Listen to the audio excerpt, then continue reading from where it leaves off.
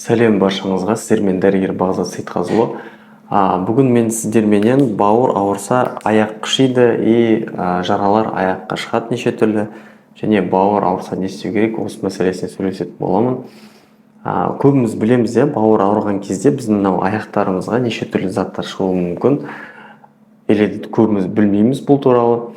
Егер сіздің аяғыңызда зуд пайда болған болса, қышып жүрген болса, табағыңыз жарылған болса, өкшеңізде немесе денеңізден жаман иістер шығатын болса, аяқтарыңызда отек пайда болатын болса, бұның барлығы именно осы бауыр токсиндармен, шлактармен, тяжелый металдармен уже былай айтқан кезде өз үлгермей жатыр, жұмыс жасап, тазалап ағзаны.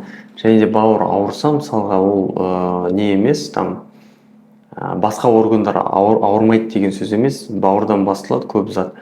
Егер бауырыңыз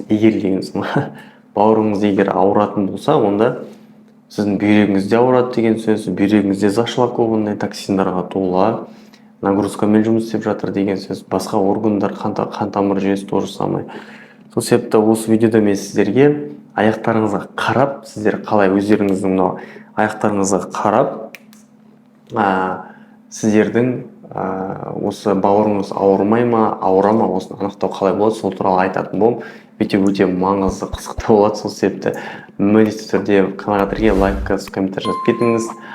Ал мен бастаймын.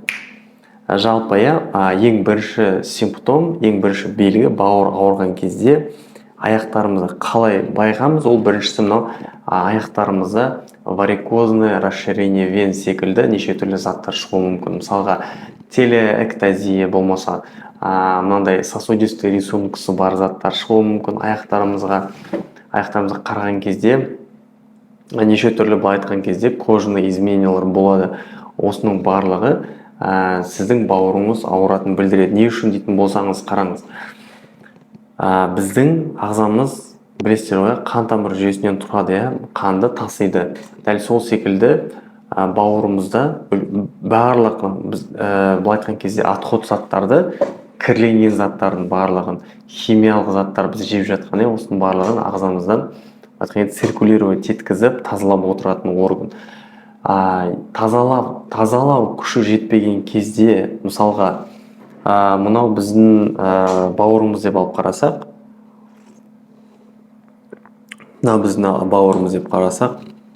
мынау сетка, мысалға, бетінде тұрған сетка болатын болса, былай сетка. Енді егерде мынаның ішінде қалдықтар көп болған болса, мына сеткадан өткізетін болсам, қалдықтарының барлығы бауырымызда тұрып қалады, дұрыс қой, тұрып қалғаннан кейін ағзаға дұрыстап бауыр обработкасын істей алмағаннан кейін жаңағы отходтың бәрі қайда барады? Дұрыс айтасыз, біздің конечностарымызға барады, аяқтарымызға, қолдарымызға, сондай жақтарға барады. Сол себепті бізде жаңағы не пайда болады? Осындай жаралар, неше түрлі жаралар аяқтарыңызда. Псориаз болуы мүмкін, тағы любой заттар, в общем, қышиды ғой, былай айтқан, аяқтарыңыз қышуы мүмкін, мынандай нелері, балтыр жақтарыңыз қышуы мүмкін, тізеңіз қышуы мүмкін, болмаса аяғының басы, осының барлығы бауыр қиналып жатыр деген сөз. Содан кейін екіншісі телеангиэктазиялар шығады, ол сосудистый рисунка деп айтады. Көріп тұрғандарыңызда осы жұлдызшалар шыға бастайды. Не үшін дейтін болсаңыз, дұрыс айтасыз, бауыр өте көп гормонды және де мынау алмасу процестерін жүзеге асырады. Сол кездерде сбой болған кезде біздің қан тамыр жүйесіне осындай ошибкалар кетеді. Ошибка ретінде осы телеангиэктазиялар пайда болады. Және де осы жерде именно бауыр және де ұйқы безімен өтпен связанный заттар барлығы бірге осындай звездочкалар береді. Мысалға, мен жақында досыммен сөйлестім, Астанаға барып келгенде жақында. Сол досым айтады: Астанада жүрдім, дұрыс емес тамақтандым, жұмыс істедім, ұйықтамадым дейді, түні бойы. Жұмыста жүрген, ар жақта, мын жақта жүрген, мен жалпы әбден шаршаған, жұмыс істей берген, түнімен сонымен тамағы дұрыс болмағаннан кейін айтады да, арқама дейді, екі осындай не шықты дейді. Бөртпе, қып-қызыл точкалар шықты. Осының барлығы не үшін дейтін болсаңыз, мен сұрадым да не істедің деп, соны айтады. Вообще ыстық тамақ жемедім дейді. Өңкей фастфудтар, мысалға там донер бар, бургер бар, неше түрлі, крылышкалар, KFC, MFC, чипсы, кола, кириешки деген сияқты заттардың бәрін в общем жеген. И айтады, арқамда жаңағы 2 точка пайда болды деп. Осының барлығы телеэктазия деп, телеангиэктазия деп айтылады. Бірақтан бұндай заттар көбінесе цирроз печени кезде пайда болады. Цирроз печени деген ол бауыр вообще уже біткен кезде, бірақтан егер нагрузкамен жұмыс ететін болсаң, сіздердің денеңізде осындай точкалар шыға бастайды. Аяқтарыңызға да осындай точкалар шығуы мүмкін. Үшіншісі, ол өкшеңіздің жарылуы. Негізі өкше жарылуы не үшін пайда болады? Бізде біріншіден өкшеңізді тазаламайтын болсаңыз, өмір бойы еш уақытта өкшеңізбен ухаживать етіп тазаламасаңыз, онда өкшеңіз жарылып бастайды. Екінші жағдай, ол біздің өтіміздің концентрациясы жетіспеген кезде, түсінесіз ба? Өт қалтасы дұрыс жұмыс жасамаған кезде тамақты қорыта алмайсыз, жеген тамағыңыз дұрыстап сіңбейді ағзаңызға, жүрегіңіз айнуы мүмкін, оң жақ қабырғасы ауруы мүмкін. Осының бары өттің симптомдары. Толығырақ видео көріңіз келсе, мен өтті емдеу жайлы жоғары описание ссылка қалдырып кетемін. Міндетті түрде көріп шығыңыз, өте маңызды, өмір өзгертетін видео. Содан кейін өкше жарылады. Не үшін жарылады? Үшінші жағдай, бұл бізде ағзамызда витамин В1 жетіспеген кездерде, сол себепті поливитаминдер қабылдаған дұрыс болады өкше жарылып жүрсе. Және де именно осы бауыр ауырған кезде, бауырыңыз нагрузкамен жұмыс істеген кезде, өтіңіз ағзаңызға жетпеген кезде, тамақты қорытылмаған кезде сухостьтан ағзаңыз кеуіп, бізде өкшелерімізде сондай нелер пайда болады, жарылып кетеді былай айтқан кезде. Төртіншісі, ол аяқтың бас жағы қышуы, немесе жалпы аяқтың қышуы деген симптом. Неге дейтін болсаңыздар, жаңа мен айтып кеткендей, бауыр токсиндардың барын жоятын орган, тазалайды барлығын. Егерден сіздің бауырыңыз өте үлкен количествода токсиндарды жіберетін болсаңыз, мысалға да владелік, былай қараңыздаршы, орындарыңыз қойып көріңіз, мен айтқан заттарға. Сіз бардыңыз магазиннен, магазинге бардыңыз, пряник сатып алдыңыз, үлкен количество сахар бар, жарайды. Содан кейін пряникті тек сол сахар ғана қоспайды, дәмдеуіштер қосады, консерванттар қосады, сақтап қою үшін ешкалар өте үлкен көп.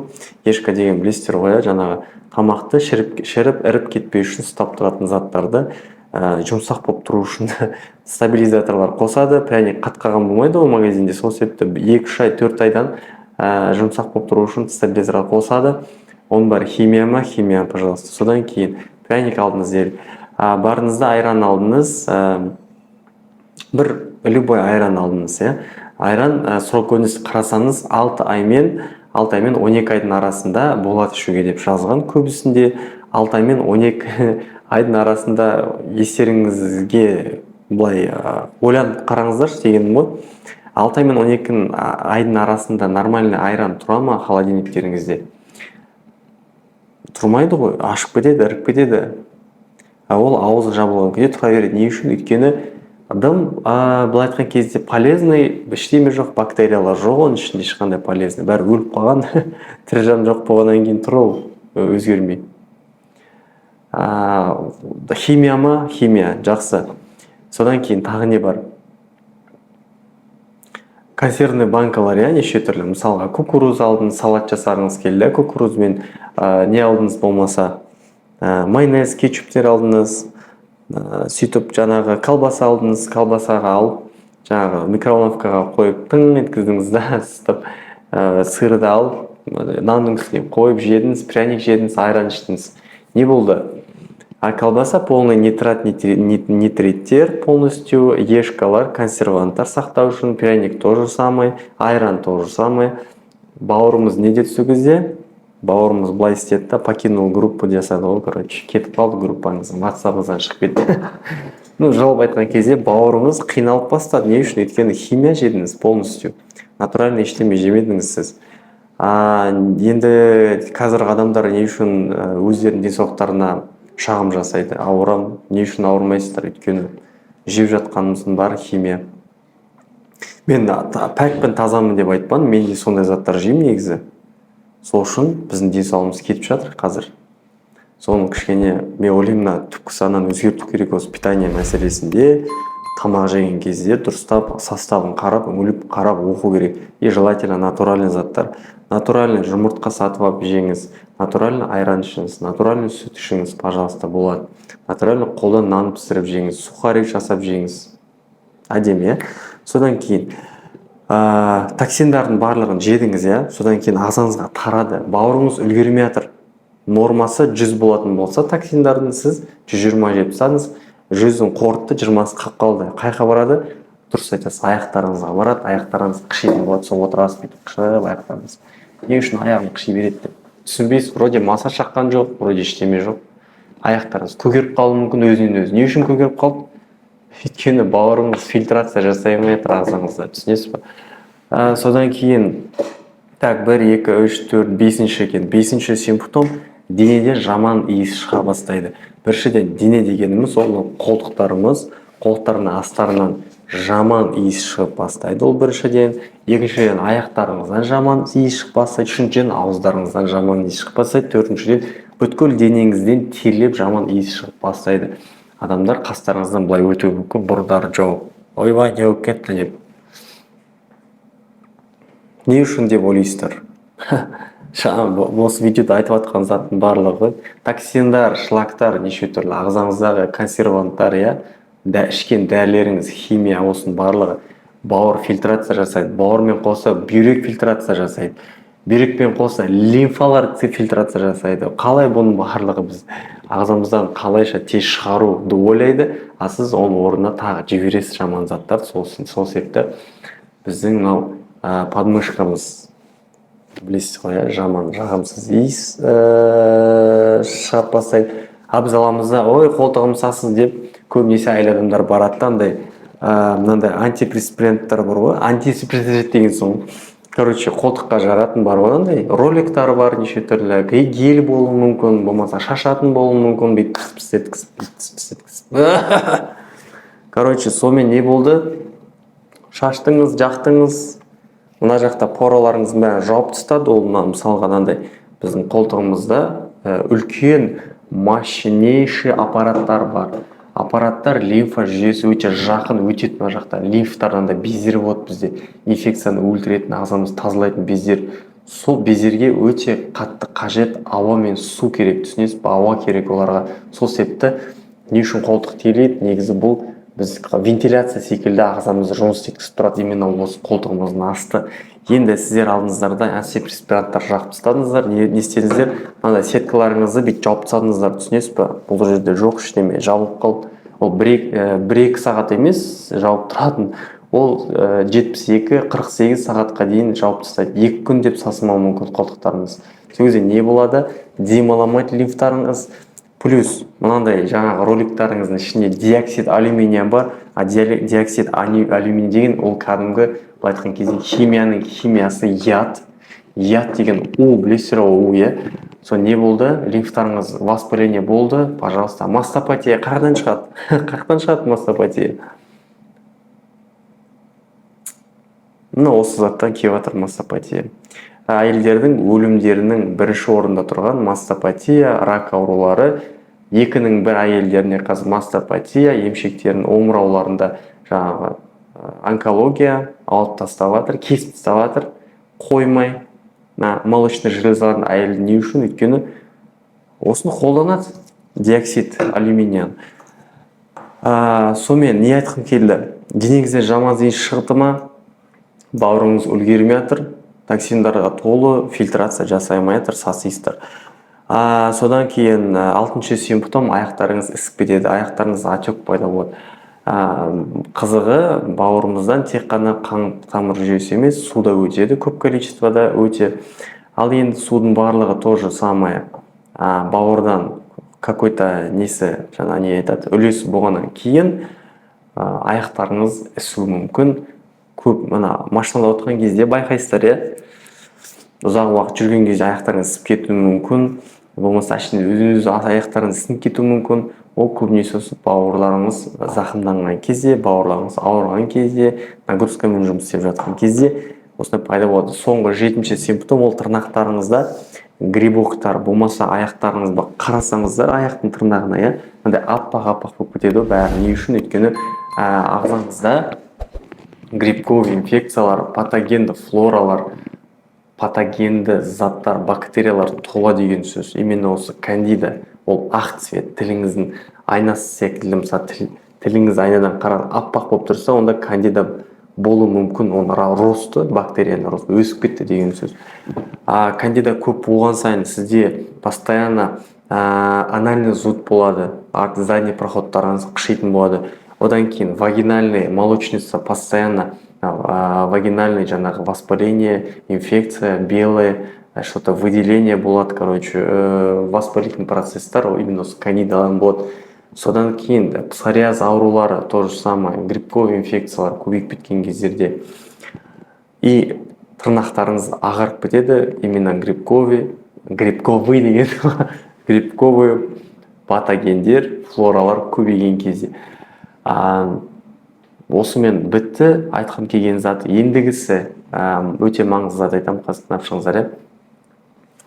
Қалай бауыр тазалаймын дейтін болсаңыздар, көбірек овощтар жеу керексіз, көкөністер, жасыл заттар көбірек жеу керексіздер, таза су ішу керексіздер. Неше түрлі әдемі хлорофилл деген дәрілер бар, мысалға қолданыңыздар, пожалуйста. Молочный чертополох деген дәрі бар, қолданыңыздар. Антиоксиданты деген заттар бар, қолданыңыздар. Жеген кезде сезонный фруктылар жеңіздер, жеміс жидектер жеңіздер, сезонный. Мысалға жүзім әдемі, жүзім жеңіздер. Ягоды, клубника, малина деген сияқты заттарды. Блюбери, блэкбери деген заттар бар. Жаңағы смородина, ежевика. Мен қазақшаларын білмеймін просто. Осы заттарды, сезонный заттарды жейтін болсаңыздар, сіздің бауырдан сізге рахмет айтатын болады. Азанда тұрыңыз, сельдерейді алыңыз, сельдерейді алып, шөп қой білесіздер ғой, андай қатты блендерден өткізесіздер, рецепт айтып жазбаңыздар. Сол сельдерейдің где-то 2-3 штук жетеді, соны алып блендерден өткізесіздер де, каша қылып, күнделікті түрде азанда аш қарынға ішетін болсаңыздар, бауырларыңыз тап-таза болады, бүйректеріңіз тап-таза болады, сізге рахмет айтатын болады. Егер толығырақ осы туралы видео көргіңіз келсе, көріп шығарар болады, ссылкаларын төбеге қойып қоямын. Менің консультацияма жазыларыңыз келсе, бауыр ауру, өт ауру, ұйқы без ауру, тағы басқасы номерға хабарласып жазсаңыздар болады, WhatsApp-қа жазыңыздар. Бірақ адам өте көп, мен үлгермеймін сөйлесіп телефонмен барларыңызбен. Себепті ақылы түрде консультация керек ететін болсаңыздар, мен түсінемін, сіздер бәрін реквизиттарды жіберемін сіздерге. Егер де сізге осы видео ұнаған болса, лайк жазып, комментарий жазып кетіңіз. Сен болған мен дәрігер Бағзат Сейтқазыұлы. Келесі видео көріскенше мына екі видеоны міндетті түрде көріп шығыңыз. Сау болыңыз.